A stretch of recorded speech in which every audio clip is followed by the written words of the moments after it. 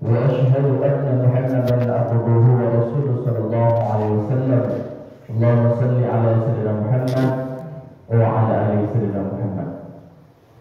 يا أيها الذين آمنوا اتقوا الله حق تقاته ولا تموتن إلا وأنتم مسلمون. وقال الله تعالى في القرآن العظيم: أعوذ بالله من الشيطان الرجيم. بسم الله الرحمن الرحيم.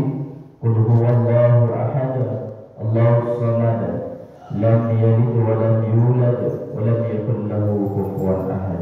Sadaqallahu alazim. Bapak Ibu hadirin jemaah salat syukur rahimahullah, puji syukur alhamdulillah senantiasa kita ucapkan kepada Allah dengan kita mempertahankan istiqamah menjalankan segala perintahnya dan menjauh segala apa yang dilarangnya. Salawat dan salam kita sampaikan kepada baginda Rasulullah sallallahu alaihi wasallam dengan doa kepada Allahumma shalli ala sayyidina Muhammad wa ala ali sayyidina Muhammad. Bapak Ibu dan jemaah salat syukur rahimahullah, suatu ketika Rasulullah sallallahu alaihi wasallam meninggal digantikan oleh Abu Bakar atau Khalifah Abu Bakar. Kemudian meninggal Abu Bakar digantikan oleh Khalifah Umar bin Khattab. Suatu peristiwa yang terjadi luar biasa pada saat Umar bin Khattab menjadi khalifah. Jadi Bapak Ibu dan jemaah salat syukur rahimahullah, Umar bin Khattab ini mendapat laporan dari Ammar. Ya Bapak Ibu, dari Ammar. Apa yang dilaporkan dari Ammar? Bahwasannya ada sebuah kegiatan dilakukan oleh penduduk, yaitu memotong atau bukan memotong apa ya, mengorbankan anak gadis yang paling cantik di Sungai Nil. Tujuannya apa? Kalau tidak dikorbankan wanita yang cantik, muda di Sungai Nil itu, maka Sungai Nil itu tidak akan naik. Kalau tidak akan naik, maka penduduk akan kewalahan untuk bertani. Jadi keluhan ini ya disampaikan oleh Ammar kepada Umar waktu itu. Jadi mendengar itu, Umar bin Khattab beliau menulis sebuah kertas dan menyampaikan kepada Ammar, dan kertas itu atau surat itu dihanyutkan ke Sungai Nil. Jadi Ammar ini Bapak Ibu penasaran apalah tulisan yang dibuat oleh Umar ini. Lalu Ammar itu membuka isinya. Dibuka oleh Ammar isinya dan dibaca oleh Ammar isinya, yaitu kata Umar dalam surat itu, bila engkau Sungai Nil mengalir, kalau tidak karena Allah, sampai dunia kiamat jangan engkau mengalir. Tetapi kalau engkau mengalir karena Allah, maka mengalirlah. Apa yang terjadi Bapak Ibu? Ketika surat itu dihanyutkan, Sungai Nil naik. Sungai Nil arusnya luar biasa baiknya. Jadi Bapak Ibu, tradisi menghanyutkan anak gadis yang paling cantik di Sungai Nil itu sejak itu dihilangkan. Bapak Ibu hadirin jemaah salat syukur rahimahullah, apa pelajaran yang dapat kita ambil? Bahwasanya perbuatan yang dilakukan oleh penduduk Sungai Nil itu adalah perbuatan yang mempersekutukan Allah. Apa contohnya? Contohnya tadi, kalau tidak dihanyutkan anak gadis yang paling cantik di Sungai Nil itu, maka Sungai Nil tidak akan maknai. Orang kewalahan bertani. Maka datang Umar meluruskan dengan tegas, dengan baik, dengan kalimat-kalimat yang mengagungkan Allah Subhanahu wa taala. Jadi ini Bapak Ibu, praktek-praktek mempersekutukan Allah itu sejak zaman dahulu sudah banyak terjadi. Dan dikembalikan kepada kita bahwasanya hukumnya orang-orang yang melakukan perbuatan-perbuatan yang mempersekutukan Allah, bila dia tak bertobat dengan melakukan perbuatan tersebut, matinya nanti akan dimasukkan ke dalam neraka jahanam. Neraka jahanam itu neraka yang paling bawah. Jadi Bapak Ibu dan jemaah salat syukur rahimahullah, Syirik ini banyak sekali macamnya, Pak Ibu. Perbuatan Allah ini sangat banyak macamnya. Contoh, Pak Ibu dan jemaah salat subuh rahimahullah.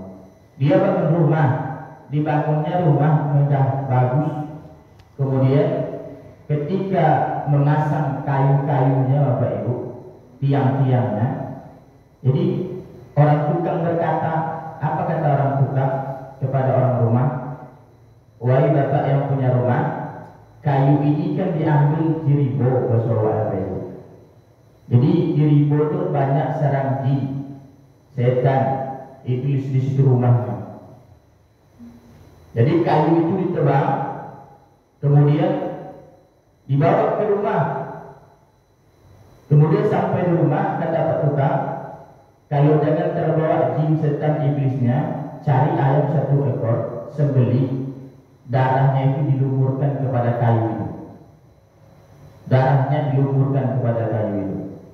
Supaya apa? Supaya jin, setan atau iblis tidak masuk ke rumah. Di dalam Islam ini tidak ada contohnya, Pak Ibu. Tidak ada contohnya yang disampaikan Pak tukang itu. Tidak ada contohnya. Contoh yang disampaikan oleh Rasulullah SAW, jika kita ingin mengusir jin, setan, iblis dan sebagainya, maka bermohonlah kepada Allah. Atau cari orang-orang yang bisa mungkin dipercaya imannya, terlihat kesolehannya, maka mintalah ruqyah. Ruqyah kayu itu. Tidak menyembelih ayam, kemudian lalu darah ayam itu dilumurkan kepada kayu, bahkan kepada alat pertukangan. Kami pernah melihat Bapak Ibu. Nah, ke alat pertukangan itu dilumurkan darah apa? Supaya nanti jangan tidak tumbal. Nanti kalau tidak dilumuri, alat-alat tukang itu berganti, martil dan sebagainya. Nanti dia tidak tumbal. Kepada siapa? Kepada tukang yang pertama dulu, baru kepada orang punya rumah. Ini salah sekali, Bapak Ibu. Salah sekali. Di dalam Islam tidak ada yang namanya seperti ini. Kalau kita diganggu oleh jin, diganggu oleh setan, maka usaha yang dilakukan oleh Rasulullah SAW meruqyah. Ingat Bapak Ibu dan jemaah salat subuh rahimahullah, ketika Rasulullah SAW disantet, kalau tidak salah kami labib namanya. Apa yang dilakukan oleh Rasulullah? Yang dilakukan oleh Rasulullah, nah, dibacanya surat pertama Al-Fatihah, kemudian rangkaian surat Al-Baqarah 1 sampai 10 kalau tidak salah. Kemudian trikul yang 3, tiupkan ke tangan, kemudian usapkan ke badan. Kalau kita ingin meruqyah kayu yang ingin dipasang di rumah kita itu, tiupkan ke air. Setelah tiupkan ke air itu disebarkan. Atau cari botol spray, Bapak Ibu, dimasukkan air ruqyah itu dalam botol spray, semprotkan kepada kayu-kayu yang mau kita pasang ke rumah kita itu. Bukan malah mencari ayam, kemudian memotong lehernya, lalu diarahkan. Itu strategi yang salah, Bapak Ibu. Bapak Ibu dan jemaah salat subuh rahimahullah, maka berhati-hatilah kita dalam melakukan praktek-praktek yang belum kita ketahui persis unsur hukumnya. Kalau kita sudah tahu perbuatan unsur hukumnya, boleh atau tidak boleh, dan kalau boleh kita kerjakan, kalau tidak boleh atau dilarang oleh ajaran kita, maka tinggalkan Bapak Ibu dan jemaah salat subuh rahimahullah. Karena kenapa? Kalau sempat kita mati dalam perbuatan syirik tersebut, sempat kita meninggal dalam perbuatan syirik tersebut, maka tak ada jatah surga bagi kita. Tak ada jatah surga bagi kita. Bapak Ibu dan jemaah salat subuh rahimahullah, ini sudah banyak sekali dicontohkan oleh Rasulullah SAW untuk meluruskan akidah kita supaya kita jangan melakukan perbuatan syirik. Di zaman dahulu Bapak Ibu menyembah berhala, sekarang bukan berhala disembah lagi, bukan berhala disembah, tapi praktek penyembahannya itu, Bapak Ibu. Praktek penyembahannya itu. Bagaimana cara itu? Contohnya tadi kami sampaikan tentang kepercayaan. Contoh pohon itu yang mendatangkan berkah. Contoh cincin ini bisa mendatangkan berkah. Mana bisa mendatangkan keberkahan itu adalah Allah Subhanahu wa taala. Apa itu hadirin jemaah salat subuh.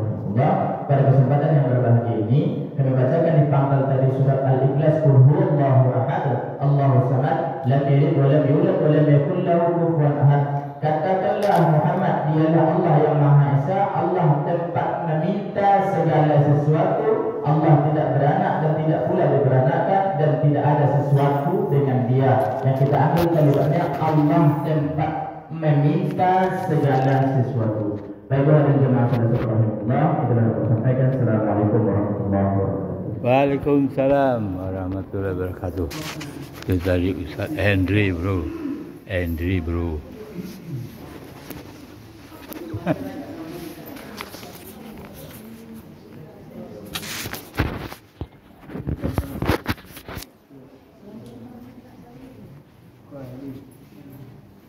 Terima kasih banyak Pak Ustaz Henry Jal. Ceramahnya mantap.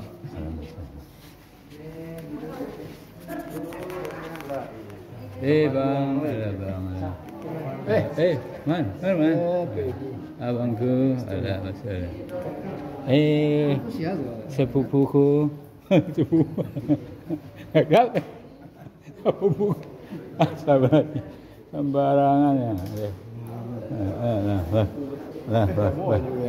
Ya. Udah, Pak Bis. Pak Bis enggak dibagi kasih. Bagi. Pak Bis ya, Mbak. Pak Bis ya, banyak gaya pokok tapi apa pokok. Ini kayak